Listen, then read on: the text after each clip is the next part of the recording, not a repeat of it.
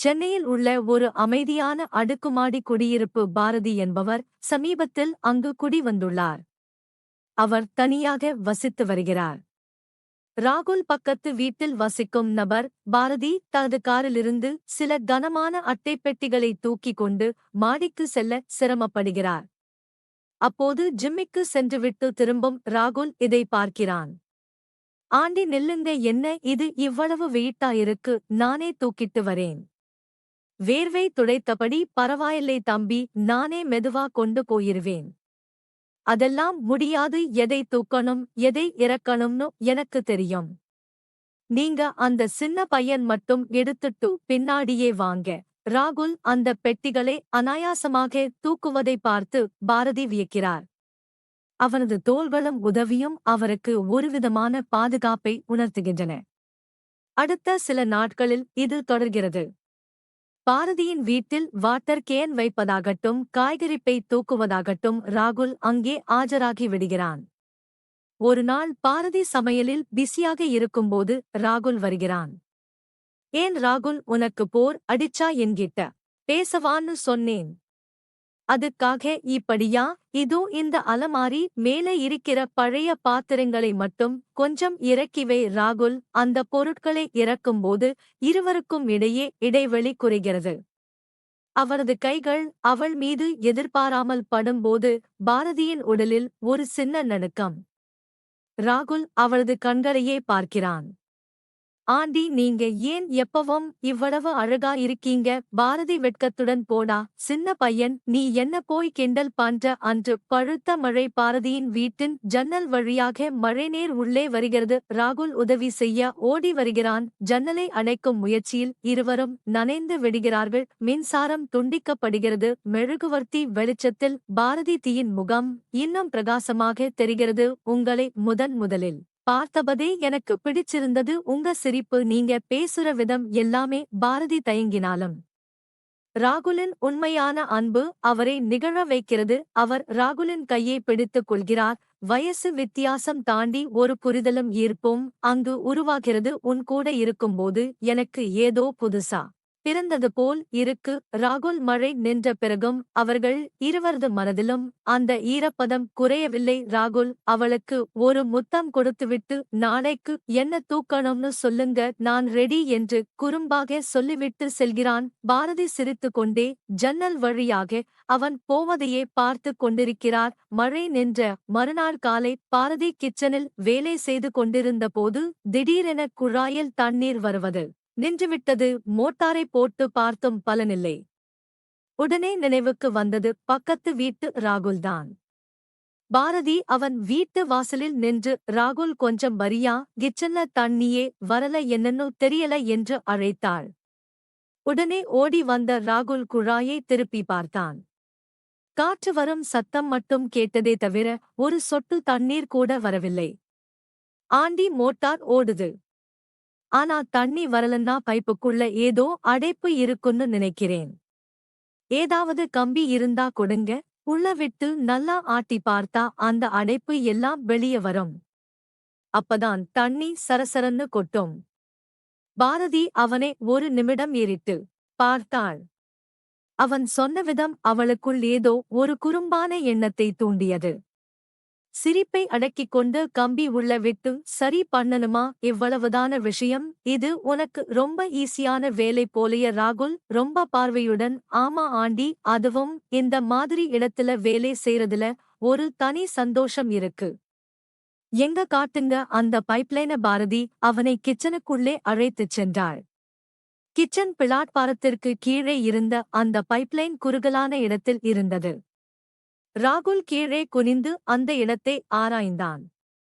இடம் ரொம்ப குறுகலாயிருக்கு ஆண்டி, நான் உள்ள புகுந்துதான் வேலை செய்யணும்.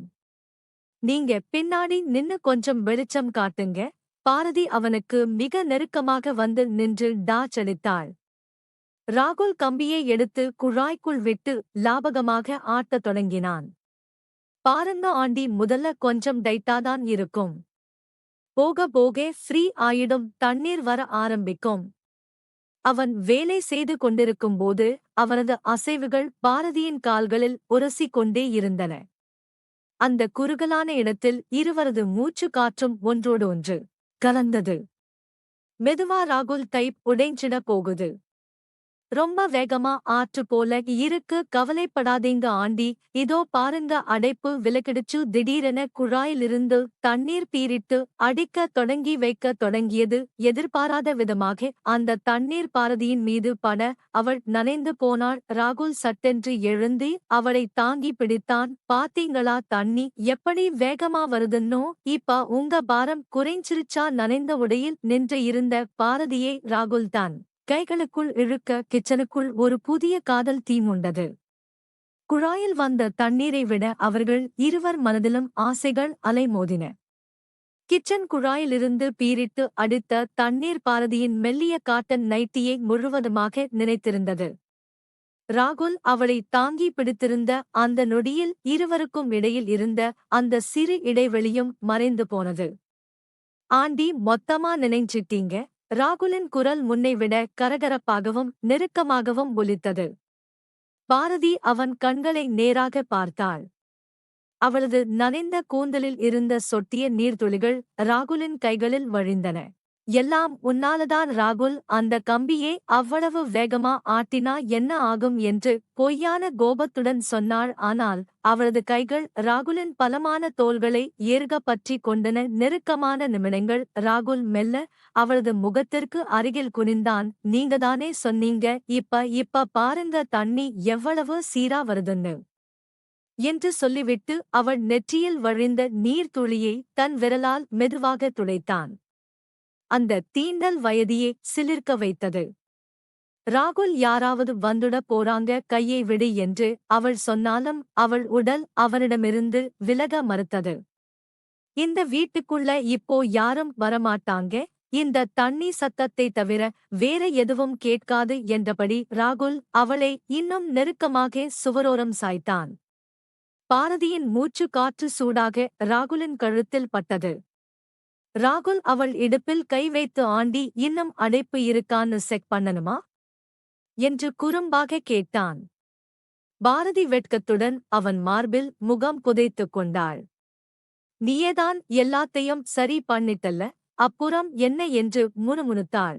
ராகுல் அவளது மோவாயை தூக்கி அவள் கண்களை பார்த்தான். பைப்பில இருந்த அடைப்புதான் நீங்கி இருக்கு. ஆனா என் மனசுக்குள்ள உங்களை பார்த்ததிலிருந்து ஒரு பெரிய ஆசை அடைச்சிக்கிட்டு இருக்கு. அதை எப்போ நீக்க போறீங்க? பாரதிக்கு அவனது அந்த நேரடியான பேச்சு ஒருவித இன்பதிர்ச்சியை தந்தது. அவள் மெல்ல அவன் காதோரம் சென்றே, உனக்கு என்ன வேணுமோ அதை நீயே எடுத்துக்கோ ராகுல், நான் எப்போ வேண்டாம்னு சொன்னேன் என்று ரகசியமாக சொன்னாள். அடுத்த நொடி ராகுல் அவளை அப்படியே அள்ளிக்கொண்டு சோபாவை நோக்கி நடந்தான். கிச்சனில் கூழாய் தண்ணீர் ஓடிக்கொண்டே இருக்க அங்கே காதலின் வேகம் அந்த நீரின் வேகத்தை விட அதிகமாக இருந்தது. பாரதி ராகுலுக்கு நன்றி சொல்ல ஒரு விசேஷமான விருந்து சமைக்கிறாள். அந்த விருந்தில் ராகுல் கேட்கும் ஸ்பெஷல் பரிசு என்னவாக இருக்கும்? அன்று மாலை மாலதியின் வீடு ஒரு புது மணப்பெண்ணை போல காட்சி அளித்தது. குழாய் சரி செய்யப்பட்ட பிறகு பாரதிக்குள்ளும் ஒரு புது உற்சாகம். ராகுலுக்கு பிடித்தமான உணவுகளை சமைத்துவிட்டு அவனை இரவு உணவிற்கு அழைத்திருந்தாள்.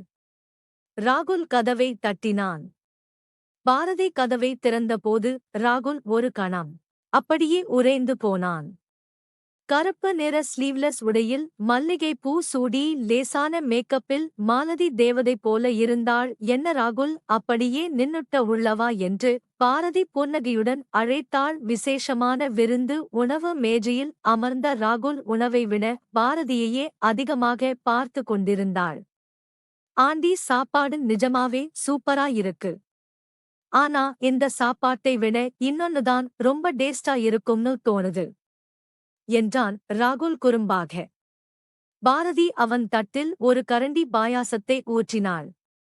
சாப்பிடும்போது மத்த பேச்சு எல்லாம் வேண்டாம் ராகுல், முதல்ல இதை முடி. சாப்பிட்டு முடித்ததும் ராகுல் எழுந்து பாரதியின் கையை பற்றினான். விருந்து முடிஞ்சிருச்சு, இப்போ நான் கேட்ட அந்த ஸ்பெஷல் பரிசு. பாரதி அவனை பால்கனிக்கு அழைத்து சென்றாள். அங்கே நிலவு வெளிச்சம் மென்மையாக படர்ந்திருந்தது. உனக்கு என்ன வேணும் ராகுல் என்று பாரதி அவன் கண்களை பார்த்து கேட்டாள். ராகுல் அவளை இழுத்து அணைத்து கொண்டான். இந்த நிமிஷமா அப்படியே நின்னுடணும். உங்க கூட இருக்கிற ஒவ்வொரு நொடியும் எனக்கு ஒரு பெரிய பரிசுதான். பாரதி அவன் தோளில் சாய்ந்து கொண்டாள். வயசு வித்தியாசம், இந்த உலகம், இதெல்லாம் நினைச்சா எனக்கு கொஞ்சம் பயமா இருக்கு ராகுல். ஆனா உன் கூட இருக்கும்போது அந்த பயம் எல்லாம் எங்க போகுதுன்னே தெரியல ராகுல். அவள் முகத்தை தன் கைகளுக்குள் ஏந்தினான். காதலுக்கு வயசு கிடையாது ஆண்டி, உணர்வுகள்தான் முக்கியம். நீங்க சரின்னு சொன்னா இந்த உலகத்தையே நான் எதிர்ப்பேன். நிலவின் ஒளியில் அந்த பால்கனியில் ராகுல் பாரதியின் இதழ்களில் மென்மையாக தன் முத்தத்தை பதித்தான். அது ஒரு சாதாரண முத்தம் அல்ல, அது ஒரு புதிய பந்தத்தின் ஆழமான காதலின் அத்தாட்சி. அன்றிரவு பாரதிக்கு தனிமை என்ற சொல்லை மறந்து போனது. ராகுலின் அணைப்பில் அவள் ஒரு புதிய உலகத்தை கண்டாள். எதை தூக்கணும், எதை இறக்கணும் என்று கேட்ட அந்த பையன் இன்றி அவளது மனபாரத்தை தூக்கி எறிந்துவிட்டு அங்கே காதை இறக்கி வைத்துவிட்டான். குழாயில் வந்த தண்ணீரைப் போல அவர்களின் காதலும் தடையின்றி ஓடத் தொடங்கியது. ஃப்ரெண்ட்ஸ், வீடியோ பிடித்திருந்தால் நம் சேனலை மறக்காம சப்ஸ்கிரைப் பண்ணிருங்க.